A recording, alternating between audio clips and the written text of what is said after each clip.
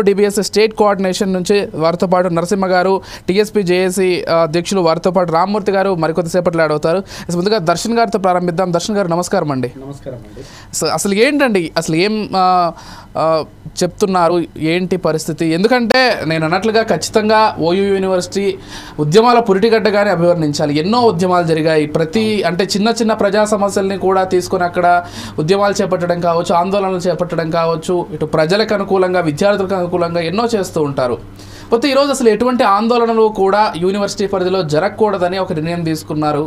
ఇది కూడా విద్యార్థుల మంచి కోసమే, విద్యపైన మాత్రమే కాన్సన్ట్రేట్ చేయాలి, ఎటువంటి ఉద్యమాల జోలికి, ఆందోళనల జోలికి విద్యార్థులు పోకూడదనేటువంటి ఒక ఉద్దేశంతో తీసుకున్నామని వీసీ చెప్తున్నారు. అసలు మీరేం చెప్తారు? ఈ మొత్తం విషయంలో ఏం జరిగింది?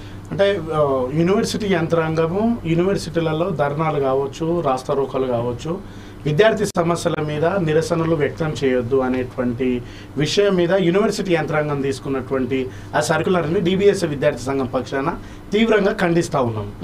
అసలు యూనివర్సిటీ యంత్రాంగానికి విద్యార్థుల మీద అంత చిత్తశుద్ధి ఉంటే యూనివర్సిటీలో అనేక సమస్యలు ఉన్నాయి. ఆ సమస్యలను పట్టించుకోకుండా యూనివర్సిటీలో నాన్ టీచింగ్ పోస్టులు కావచ్చు, టీచింగ్ నాన్ టీచింగ్ పోస్టులను భర్తీ ఇప్పటిదాకా చేయట్లేదు. అదేవిధంగా యూనివర్సిటీలలో విద్యార్థులకు స్కాలర్షిప్స్ లేవు, ఫెలోషిప్స్ లేవు. యూనివర్సిటీలో హాస్టల్లో అనేక సమస్యలు ఉన్నాయి. మెస్సులో ఫుడ్లో కలుషితమైనటువంటి ఆహారం వచ్చింది. అంటే అంత చిత్తశుద్ధి లేకుండా విద్యార్థులను ప్రశ్నించేటువంటి గొంతును నొక్కివేయడం, అంటే భారత రాజ్యాంగం ఇచ్చినటువంటి హక్కును తుంగలో దొక్కినట్టే. వీసీ గారు యూనివర్సిటీ యంత్రాంగము ఆ సర్కులర్ని జారీ చేయడం అంటే యూనివర్సిటీ ప్రాథమిక హక్కుల్ని, రాజ్యాంగాన్ని అవమానించడమే. మేమేం చెప్తా ఉన్నామంటే సార్, ఉస్మానియా యూనివర్సిటీ అంటే ఉద్యమాల గడ్డ, పోరాటాల గడ్డ. వందే మాతర ఉద్యమం జరిగినటువంటి చరిత్ర ఉన్నది, తెలంగాణ ఉద్యమం జరిగిన చరిత్ర ఉన్నది, ఉద్యమానికి ఊపిరి లేదినటువంటి చరిత్ర ఉన్నది. ప్రజాస్వామిక ఉద్యమాలకు కేంద్ర బిందువు ఉస్మానియా యూనివర్సిటీ. దేశంలో, రాష్ట్రంలో, ప్రపంచంలో ఎక్కడ అన్యాయం జరిగినా ప్రశ్నించేటువంటి గొంతుక ఉస్మానియా యూనివర్సిటీ. సత్యం వైపు, న్యాయం వైపు, బాధితుల పక్షాన ఎక్కడ సమస్య ఉన్నా కూడా అక్కడ ఉస్మానియా యూనివర్సిటీ చదువుకున్నటువంటి వాళ్ళుగా, పిహెచ్డి చదువుకున్నటువంటి విద్యార్థులుగా యూనివర్సిటీలో ఉన్నటువంటి చదువుకున్నటువంటి వాళ్ళు కాబట్టి అన్యాయానికి వ్యతిరేకంగా గొంతెత్తుతారు.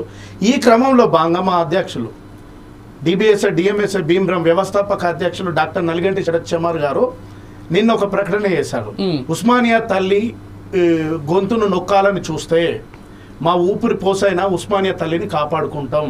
అంటే ముఖ్యంగా ఉస్మానియా యూనివర్సిటీకి ఎవరు వస్తారు సార్? ఎస్సీ/ఎస్టీ/బీసీ మైనార్టీ వర్గాలు వస్తారు సార్. ఈ ఎస్సీ/ఎస్టీ/బీసీ మైనార్టీ వర్గాలకు చదువు కావచ్చు, వాళ్ళ స్కాలర్షిప్స్ కావచ్చు, ఫెలోషిప్స్ కావచ్చు, హాస్టల్లో సమస్యలు కావచ్చు, వీటి మీద అడగడం ఎవరు? విద్యార్థి సంఘాల నాయకులు అడుగుతారు. అంటే వాళ్ళ ప్రశ్నించొద్దు అనమాట. అంటే స్కాలర్షిప్స్ లేకున్నా, ఫెలోషిప్స్ లేకున్నా, హాస్టల్లో ఎట్లాంటి సమస్యలు ఉన్నా ఇప్పుడు పిహెచ్డి ఎక్స్టెన్షన్ చేయాలని చెప్పేసి ఉస్మానియా యూనివర్సిటీలో 2018-19 బ్యాచ్ వాళ్ళు అడుగుతా ఉన్నారు. యూనివర్సిటీ ఇంకా నిర్ణయం తీసుకోలే. అంటే యూనివర్సిటీ నియంత్రిత ధోరణితో పోదామని చెప్పడం, మేము నియంత్రితంగా పోతామని చెప్పడానికి ఇది సింబల్ సార్. అందుకే మేము ఓయూ విద్యార్థులుగా నిన్న అన్ని విద్యార్థి సంఘాలు, సుమారు 30 విద్యార్థి సంఘాలు, దళిత, వామపక్ష, మైనార్టీ విద్యార్థి సంఘాలు అన్నీ కూడా నిన్న ఏకమైపోయి ఆర్ట్స్ కాలేజ్ ముందు ఈ సర్కులర్ని వెనక్కి తీసుకునేంత వరకు అన్ని విద్యార్థి సంఘాలు ఏకమై దళిత, వామపక్ష, మైనార్టీ, అధికార, ప్రతిపక్ష సంఘాలన్నీ కూడా అందరు కలిసి వస్తామని నిన్న మాట ఇచ్చారు సార్.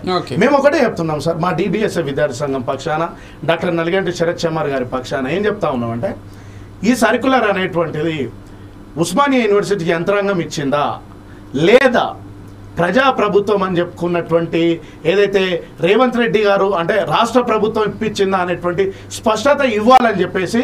ఎందుకోసం అంటే 2 చర్చలు జరుగుతున్నాయి.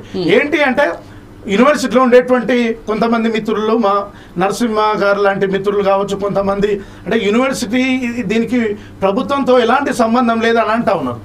ఇంకొంతమంది ఏమో సంబంధం ఉందా అంటా ఉన్నారు. ప్రభుత్వం కూడా ఒక స్పష్టత ఇస్తే బాగుంటుంది. మేము చాలా క్లారిటీగా చెప్తున్నాం సార్. దీనివల్ల యూనివర్సిటీ పేరు ఆ సర్క్యులర్ ఇవ్వడం అనేటువంటిది ఎస్సీ/ఎస్టీ/బీసీ మైనార్టీ వర్గాల గొంతు నొక్కడమే. ఒక ప్రధాన ప్రశ్న ఇక్కడ సార్, మీరు ఇప్పటి వరకు విద్యార్థుల సమస్యలు, స్కాలర్షిప్ సమస్యలు, లేకపోతే టీచింగ్ నాన్ టీచింగ్ పోస్టులకు సంబంధించి భర్తీ కాలేదు, ఈ సమస్యలన్నీ ప్రస్తావించారు. కాకపోతే యూనివర్సిటీలో ఈ సమస్యలకు సంబంధించి మాత్రమే కాకుండా బయటి ప్రజా సమస్యలకు సంబంధించి కావచ్చు, లేకపోతే రాజకీయ పార్టీలకు, లేకపోతే రాజకీయ నాయకులు కొంతమంది పిలుపునిస్తే వాళ్ళకి అనుకూలంగా ఉద్యమాలు జరిగినటువంటి సందర్భాలు కూడా యూనివర్సిటీలో కోకొల్లలు చూసాం సార్. రీసెంట్గా కూడా చూసాం. అవును. సో దాన్ని ఎలా చూస్తారు? అంటే ఇప్పుడు బయటి రాజకీయ నాయకుల ప్రలోభాలకు లోనే, లేకపోతే వాళ్ళు చెప్పింది విని యూనివర్సిటీలో ఉద్యమాలు చేయడం వల్ల ఎవరైతే చదువుకోవాలని వచ్చేటువంటి విద్యార్థులకు ఇబ్బంది కలుగుతోంది అనేటువంటి వర్షన్ కూడా లేకపోలేదు లేదు సార్. అంటే ముఖ్యంగా ఏంటంటే ఉస్మాన్ యూనివర్సిటీ ఇది హైదరాబాదు డక్కన్ కల్చర్ సార్. తెలంగాణ ఇక్కడ తెలంగాణ ఉద్యమం అనేటువంటిది ఉస్మాన్ యూనివర్సిటీలో ప్రారంభమైంది. అంటే మేమేం చెప్తా ఉన్నామంటే సార్, నేను ముందే చెప్పిన సార్, వందే మాతర ఉద్యమం కానుంచి నేటి వరకు కూడా ఉస్మానియా యూనివర్సిటీ అనేటువంటిది ఒక ప్రశ్నించే గొంతుక సార్. అయితే మీరు అన్నట్టు ఏంటంటే గతంలో రాజకీయ నాయకులు ఇప్పుడు ఇదే ఉస్మానియా మొన్న రాహుల్ గాంధీ పిలుపు మేరకు ఇచ్చారు. ఇప్పుడు ఉస్మానియా యూనివర్సిటీలో చదువుకున్నటువంటి వాళ్ళు ఎమ్మెల్యేలు అయ్యారు, ఎంపీలు అయ్యారు, మంత్రులు అయ్యారు, ముఖ్యమంత్రులు అవుతా ఉన్నారు. అంటే ఇక్కడ నుంచి ఇది ఒక ప్రజాస్వామికత్వానికి నిలువెత్తు నిదర్శనము ఉస్మానియా యూనివర్సిటీ. నార్త్ లో చూడండి, నార్త్ యూనివర్సిటీ చూడండి, సౌత్ యూనివర్సిటీ చూడండి. సౌత్ యూనివర్సిటీలో మీరు గమనించండి సార్, నార్త్లో ఏ యూనివర్సిటీలో కూడా మరో రాష్ట్రం రావాలని ఉద్యమం జరగలేదు. నార్త్ యూనివర్సిటీలలో, నార్త్ స్టేట్ యూనివర్సిటీలలో ప్రత్యేకంగా మాకు ఒక రాష్ట్రం కావాలని ఎక్కడ ఉద్యమం జరగలేదు సార్. ఉదాహరణకు ఉత్తరప్రదేశ్ కావచ్చు, నార్త్లో ఉన్నటువంటి ఆ రాష్ట్రాలలో ఎక్కడ జరగలేదు. సౌత్లో కూడా మాకు ఒక రాష్ట్రం కావాలని సౌత్ రాష్ట్రాలలో కూడా ఏ యూనివర్సిటీ స్టేట్ యూనివర్సిటీలలో కూడా ఉద్యమం జరగలేదు. ఎక్కడ జరిగింది? ఉస్మాన్ యూనివర్సిటీలో జరిగింది. ఎందుకు ఆ ఉస్మాన్ యూనివర్సిటీలో జరిగిందంటే ఇక్కడ చైతన్యం ఉన్నది సార్. ఉస్మాన్ యూనివర్సిటీకి డాక్టర్ బిఆర్ అంబేద్కర్ గారికి గౌరవ డాక్టరేట్ ఇచ్చిన చరిత్ర ఉస్మాన్ యూనివర్సిటీకి ఉన్నది సార్. మీరు చెప్పిన మాట ప్రకారం వెళ్తే ఆ రోజు ప్రజా సమస్యలు వేరు, ఆ రోజు రాష్ట్ర సమస్యలు వేరు.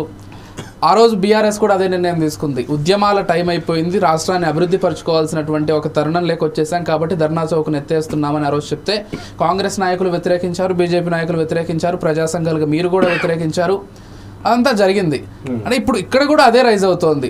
ఉద్యమాల టైం అయిపోయింది, ఇక ఇప్పటి నుంచి అభివృద్ధి వైపో లేకపోతే విద్య వైపో పయనించాల్సినటువంటి తరుణం వచ్చింది కాబట్టి వీటన్నింటినీ దూరం పెడుతూ ఇటువంటి సర్క్యులర్ జారీ చేశారు. మేము ఏమంటున్నాం అంటే ఉద్యమాలు చేస్తాము అనేటువంటిది ఎవరు అనట్లేదు సార్.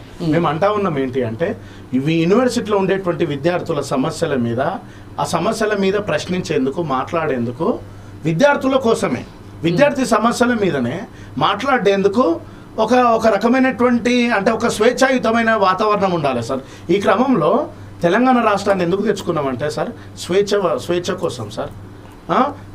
ఆంధ్ర వాళ్ళు పరిపాలిస్తున్నారనే స్వేచ్ఛ కోసం మనం తెలంగాణ రాష్ట్రాన్ని సాధించుకున్నాం. గత టీఆర్ఎస్ ప్రభుత్వంలో కూడా ఏం చేసింది, ప్రొఫెసర్ రవీందర్ సార్ కూడా ఇట్లనే నియంత్రిత ధోరణితో చేస్తే ఏమైందంటే చాలా వ్యతిరేకత వచ్చింది సార్. ఇప్పుడు మేము అంటా ఉన్నాము ఈ యూనివర్సిటీ యంత్రాంగం స్పందించాలి. ప్రభుత్వం మీద కూడా నెగిటివ్ వస్తూ ఉన్నది. నిజానికి మాకున్న సమాచారం ఏంటి అంటే యూనివర్సిటీ అధికారులు ప్రభుత్వంతో చర్చలు చేయకుండా, మాట్లాడకుండా ఇది చేయడం అనేటువంటిది సరైనది కాదు అనేది మేము చెప్తాం. ఒకసారి మనతో పాటు రామ్మూర్తి గారు కూడా